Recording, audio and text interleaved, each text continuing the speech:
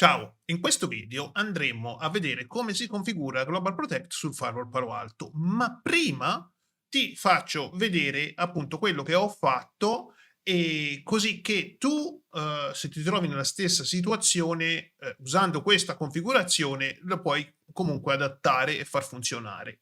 Allora, vediamo un attimo, questo è il solito laboratorio che vedete sempre e qui c'è il firewall Palo Alto. Ora, questo firewall Palo Alto ha la connessione qui della porta management, il resto ignoralo pure, il router, la nuvoletta, non ci far caso. Questa è la mia connessione ad internet che è collegata a un router, in questo caso MikroTik, e ti spiegherò più avanti perché, e alla mia macchina Windows. Ovviamente tutto questo è dietro al NAT. Quindi io cosa ho fatto per farlo funzionare? Ho fatto questa cosa, sono andato sulla pagina del mio router, poi sono andato qui su DMZ, che se non sbaglio è qua, chiudi, Advanced, DMZ, e gli ho detto che tutte le richieste provenienti dal mio indirizzo IP pubblico siano inoltrate appunto all'indirizzo 192.168.097, che altro non è, anzi attiviamolo, altro non è che questa interfaccia qui. Adesso che ti ho fatto vedere questo, andiamo a vedere come si configura e cosa dobbiamo fare. Allora, questa è la nostra dashboard di Palo Alto e prima di addentrarci nella configurazione e nelle varie spiegazioni, dobbiamo creare e prepararci un po' di cose. Vediamo un po'. Cliccando su Device, in basso troverai Local User Database e andiamo a creare uno o più utenti. Ora, in questo caso gli utenti sono locali. Se hai un server Active Directory è più consono usare i gruppi di Active Directory, quindi gli utenti. Allora, questo utente lo chiamiamo Valerio. Diamo una password e clicchiamo OK. Ne crea un altro perché così almeno vedi le differenze. Chiamiamo Marco, un'altra password e clicchiamo OK. Poi dobbiamo creare un authentication profile. Prima di continuare, allora, molte persone guardano i miei video ma non sono iscritti al canale, quindi ti prego di iscriverti al canale, di lasciare un mi piace e un commento. A te non costa assolutamente niente, ma dà l'occasione al canale di crescere e in più all'algoritmo di YouTube che se ci sono i commenti, mi piace, eccetera. Siccome io credo di portare un valore a tu che guardi il video, quindi ti aiuto a risolvere dei problemi, un tuo mi piace o un tuo commento è veramente importante. Quindi non fare il taccagno e lascia un mi piace. E iscriviti al canale ovviamente. Grazie e continuiamo. In alto a sinistra vedi che c'è Authentication Profile e clicchi qui. In basso clicca Add, diamogli un nome, utenti locali per esempio. Type, qui come vedi c'è none, quindi nessuno, Cloud Authentication Server, Local Database, che è il nostro caso, Radius, LDAP, Tax Plus, SAML e Kerberos. Quindi gli diamo Local Database, lasciamo tutto così di default, Advanced, qui ci dà la lista, All, che sta per ovviamente tutti gli utenti, oppure 1. In questo caso io gli do solo Valerio perché sarà poi quello che effettivamente farà il test. Quindi ok. Ecco, fatto questo ci rimane da configurare la parte di networking. Andiamo su Network in alto, Interfaces, Tunnel Interface e andiamo a creare una interfaccia tunnel. Diamogli per esempio l'indirizzo 200. Lo chiamiamo Global Protect. Virtual Router, default, Security Zone. Alcuni ho visto che usano come security zone quella già esistente, quindi outside, ma questo, seppur va bene, non è nelle best practices. Dovremmo o dobbiamo creare una zona specifica per Global Protect. Quindi io vado a creare una zona specifica per Global Protect. New Zone, clicca New Zone, la chiamiamo Global Protect. Interface, gli diamo l'interfaccia tunnel, che in questo caso non me la fa selezionare perché sono già dentro l'interfaccia tunnel, quindi va bene così. Enable User Identification, questo è veramente importante. Clicchiamo OK. E quindi vedi qua siamo nella zona Global Protect. IP. In alcuni casi ho visto assegnare sull'interfaccia tunnel l'indirizzo IP pubblico e questo è un errore. Funziona, ma è sbagliato perché esponi l'interfaccia tunnel verso internet e potrebbe causare dei problemi. Quindi dobbiamo dargli un indirizzo IP interno. Quale indirizzo IP interno dargli? Beh, se per esempio i tuoi client, quindi i tuoi utenti remoti che si collegano al tuo firewall utilizzeranno un indirizzo IP, facciamo finta una rete, in questo caso 200, 192, 168, 200.0/24, noi gli daremo un indirizzo IP 192, 168, 200.1/24. E qui abbiamo fatto.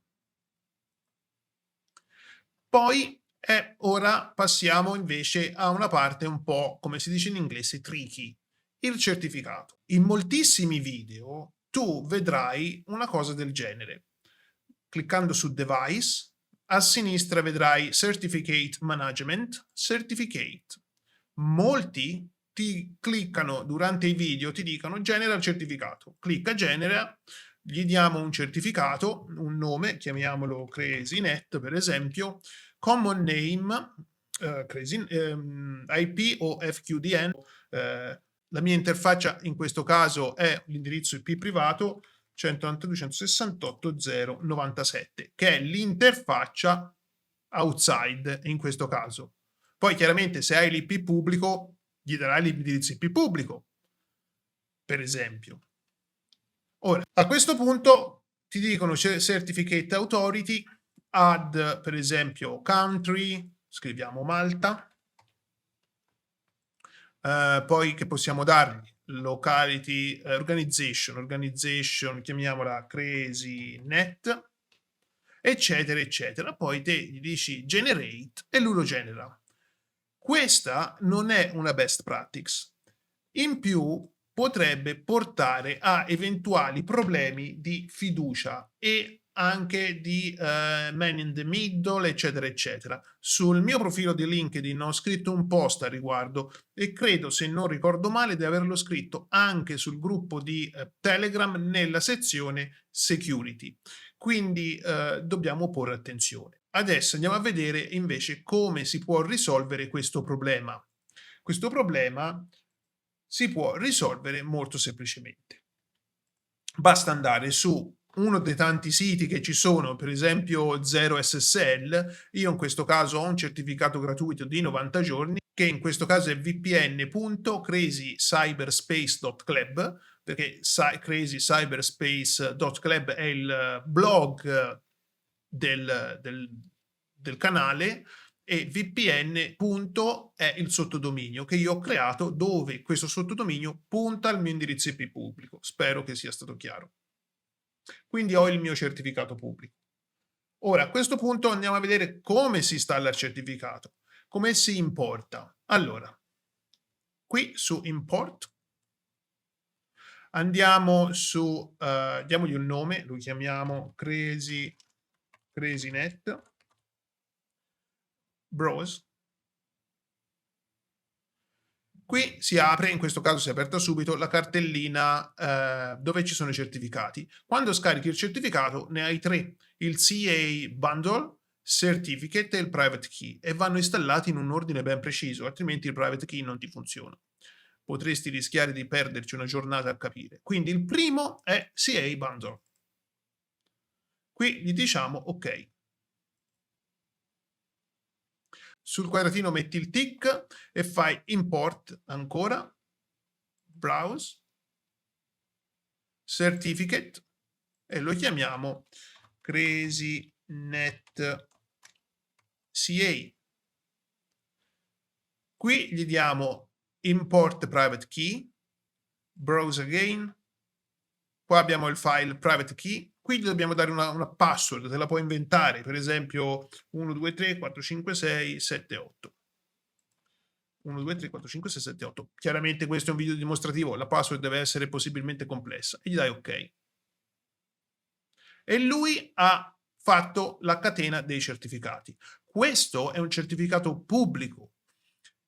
Se quando apriremo il sito vpn.crazycyberspace.club apparirà appunto il sito con il certificato giusto. A questo punto cosa ci rimane da fare?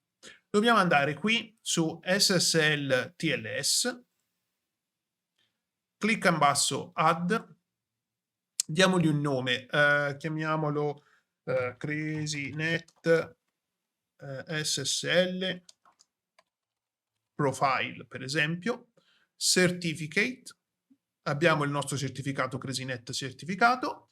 Le best practices consigliano almeno la versione 1.2, quindi io ti consiglio di seguire le best practices.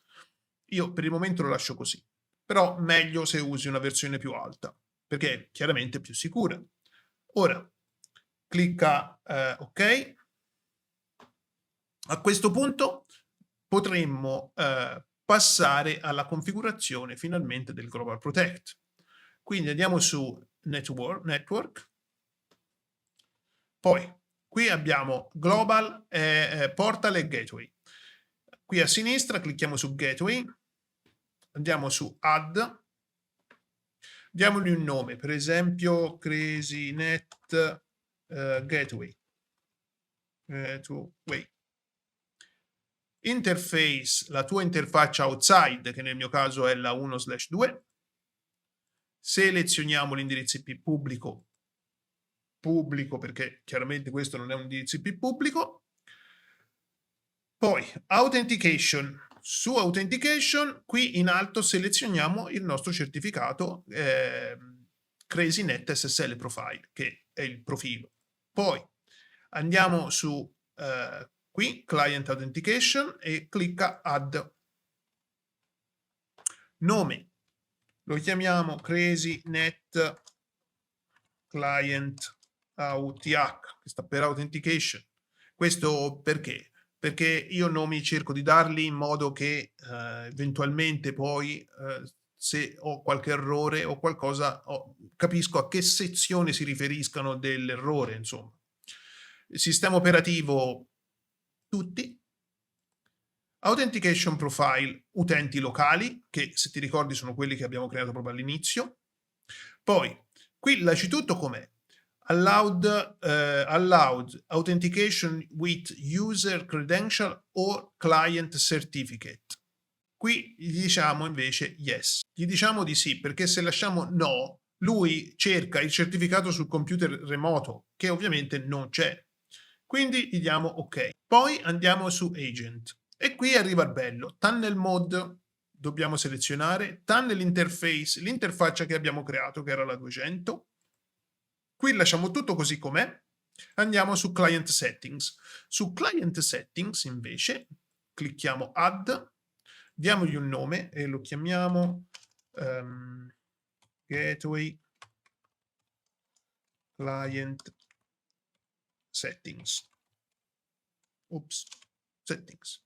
Qui lasciamo tutto così. Source user è se hai appunto l'utilizzo di Active Directory e noi non ce l'abbiamo. Operation system tutti. La regione, se vuoi che accedano da tutte le regioni o solo da regioni o solo da IP specifici, ma noi prendiamo tutti. Authentication override. In questo caso gli diciamo di generare i cookie, di accettare i cookie e di criptare i cookie con il nostro certificato. Poi cookie lifetime 24 ore. Questo che cosa sta a significare? Significa che il client può rimanere collegato 24 ore senza che il cookie si aggiorni, quindi che scade il cookie e che gli venga richiesto di rifare un'altra volta il login. Quindi mettiamoli 8 ore, mediamente una persona lavora 8 ore, 8 ore. Poi IP Pulse, tieni bene presente questo IP Pulse perché tra un pochetto lo rivedrai e c'è una differenza tra i due. Quindi IP Pulse abbiamo detto che la nostra rete per i nostri client è 200 192, 168, 200, facciamola partire da 10 fino a 192, 168, 200.254.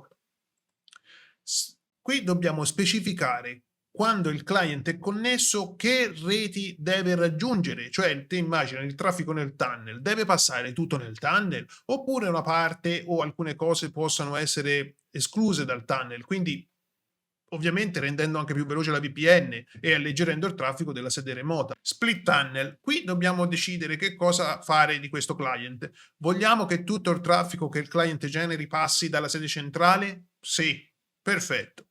Allora inseriremo l'IP 0.0.0.0/0, tutto. Chiaramente questa è una cosa da ponderare.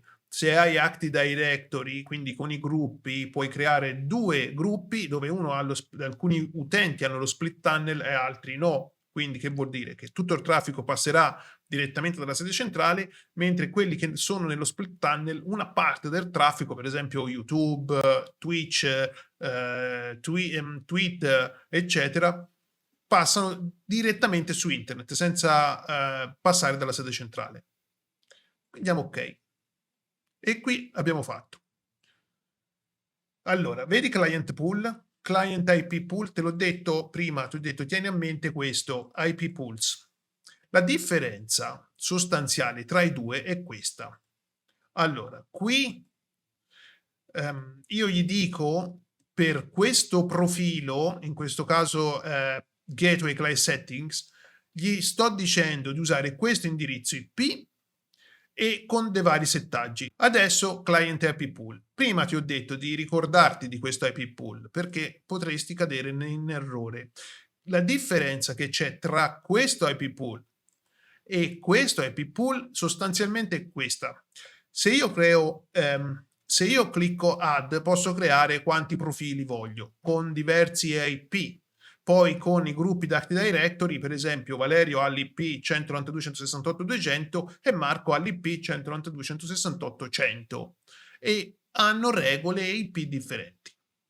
Mentre qui su IP pool io posso creare uno o più range da IP, chiaramente, ma sono comunitari, cioè tutti è in comune, come il network service. Se io per esempio qui do 8.8.8 che è Google e 8.8.4.4, questo DNS verrà preso da tutti quelli facenti parte dell'IP pool, mentre questo no. Infatti adesso ti faccio vedere, faccio uno step indietro, cliccando qui network service gli devo dare appunto il server DNS, altrimenti non andrò su internet. E 8.8.4.4. Ok, a questo punto andiamo su portal, qui è a sinistra. Clicchiamo in basso add e creiamo il nostro portal.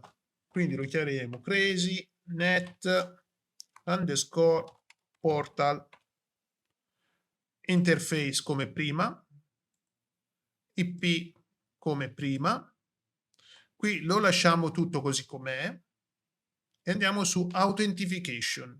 In authentication qui dobbiamo selezionare il nostro certificato, clicchiamo su add, gli diamo un nome che in questo caso sarà crazy net client authentication OTH portal. Poi come prima allowed users authentication with user credential or client certificate, yes. Poi authentication profile, gli diamo i nostri utenti locali che abbiamo creato all'inizio, clicchiamo ok. Dopodiché andiamo su agent.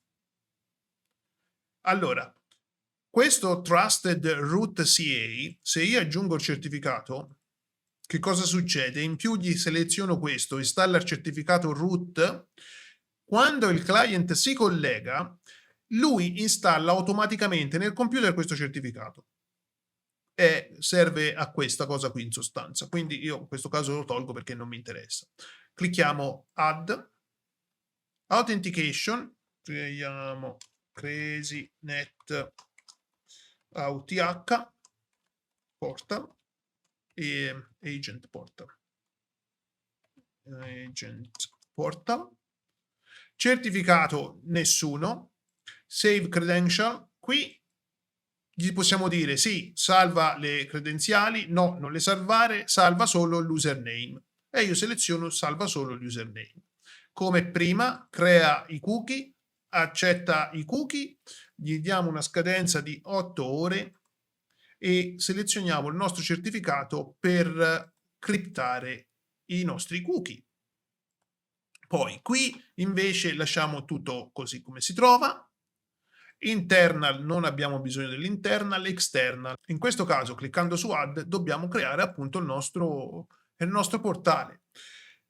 Nel mio caso si troverà su vpn.crazycyberspace.club, quindi lo chiamiamo CrazyGV. Gli do un nome corto perché poi ti faccio vedere perché. Quindi diamo appunto vpn.crazycyberspace.club e poi qui add region any e clicchiamo ok. Fatto, la configurazione è terminata. Adesso c'è da andare a fare un piccolo tuning però, perché la configurazione da parte del portale è fatta, però ci manca il NAT e le regole. Allora, andiamo a vedere il NAT e le regole. Andiamo su Policies, andiamo su NAT ovviamente, aspettiamo che carichi, quindi clicchiamo su Add, lo chiamiamo Global Protect, Protect, NAT, Original Packet, Source Zone Global Protect, Destination Zone Outside, Destination Interface, la interfaccia dove c'ho l'internet. Poi qui se vuoi fare NAT 1 a 1 eccetera eccetera, in questo caso è solo per far andare i nostri client remoti su internet dalla nostra azienda. Translate, facciamo il PAT, quindi è il primo, IP e port, interface 1/2 nel mio caso, indirizzo IP 97.097, clicchiamo ok. Ultima cosa, prima della prova, la policy. Ora, questa policy, come vedi, any, qui è per tutto, insomma, qui accetta tutto, però la vado a cambiare un attimo. Allora, inside, destination outside, perché altrimenti non ha senso, insomma, questa è fatta per l'altro laboratorio sul BGP. Andiamo a creare una nuova policy, add, la chiamiamo Global Protect Policy. Che fantasia. Qui descrizione, eccetera, up to you. Source Global Protect, Destination Outside, Application Any, Service, quelli di default, Action Allowed. E ok.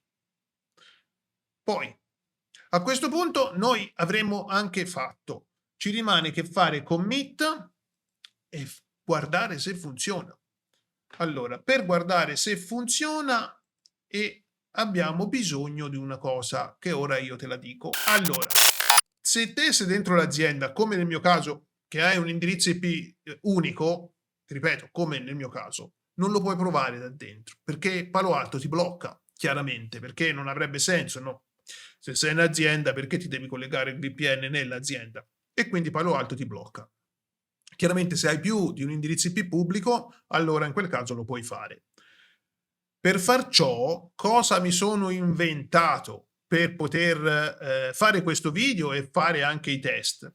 Ti faccio, ti faccio vedere cosa mi sono inventato. Allora, intanto finiamo di controllare se ha finito di applicare le policy. Warning, tunnel IP6 is not enabled, collect heap. Heap è una funzionalità di Palo Alto, poi se ti interessa lasciami un commento e ti farò sapere, ti spiegherò che cos'è Heap. Close. Allora, cosa mi sono inventato? Qui sul router che tu non vedi perché ci sono io, ecco, su questo router MikroTik io ho configurato NordVPN che trovi nel video che ti vedi adesso. Allora, in questo router MikroTik io ho configurato NordVPN che ti lascio qui il link nel video. Quindi quando apro il computer, quest'altro, quindi questo computer qui, io se vado su internet non risulto più col mio IP reale, ma risulto con l'indirizzo IP appunto del NordVPN che mi sono inventato. Ho configurato il router MikroTik con l'accesso a NordVPN che trovi qui il video. Inoltre il computer di sinistra andrà su internet con appunto un indirizzo IP diverso che ti faccio vedere, che ecco qui il computer, questo qui di sinistra. Apriamo il nostro fedelissimo Chrome. La velocità ovviamente non è proprio al massimo. mioip.it. E guardiamo che indirizzo IP ci dà.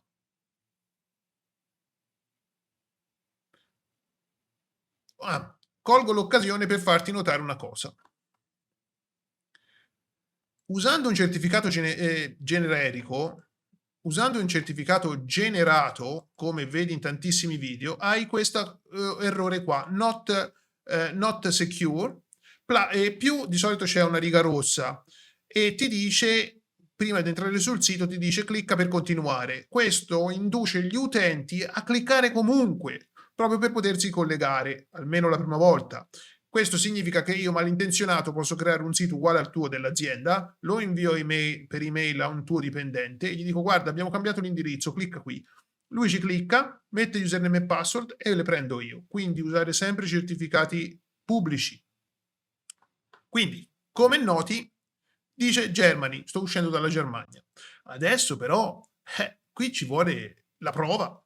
Quindi io ho già il mio client, vpn.crazycyberspace.lab, connetti. Vediamo un po' se funziona. Se funziona mi dovrebbe chiedere appunto l'username e password. Username c'è già perché avevo già fatto altri test. Sai che non mi ricordo la password? Mi sembra che sia questa. Connetti. Ma se non è questa è perché c'è la lettera maiuscola o minuscola, ora non mi ricordo. Connecting, vediamo un po'. Retrieving portal information. Ci mette un pochino, soprattutto la prima volta perché deve controllare, eccetera. Ok. Secondo me, ragazzi, siamo collegati. Allora, controlliamo. Ti ripeto, la velocità non è proprio il massimo perché c'è tante cose accese, ma comunque sia, abbiate pazienza. Allora, clicca qui.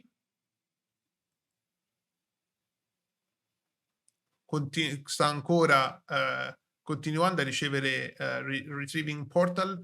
Guardiamo nel frattempo qua se ha fatto correttamente la, come dire, l'autenticazione, perché non mi ricordo la password.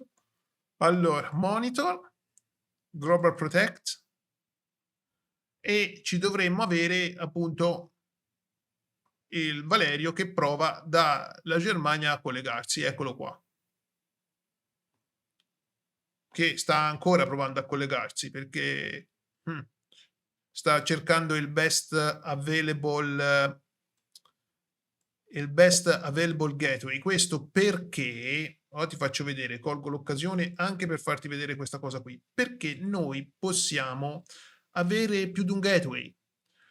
Quindi magari hai un firewall in Italia, uno in Germania e poi un altro nel cloud, eccetera, eccetera. Quindi dipende dalla location dove lo user si trova, si collega a quello più vicino. Allora, il collegamento è andato a buon fine, o almeno credo, perché ho visto che dice connected. Crazy GW Gateway. Se ti ricordi prima, qua dentro Portal, io gli ho dato un nome corto, ho detto, no? Nel video, diamogli un nome corto, perché se glielo dai troppo lungo, succede che qui non te lo fa vedere, come dire, carino in questo modo qui. Ma funziona? Controlliamo. Allora, facciamo un refresh su MyIP e guardiamo che indirizzo IP dà. Se tutto è corretto e sono collegato, come vedi adesso mi dice Malta, perché io sono collegato al mio internet a Malta.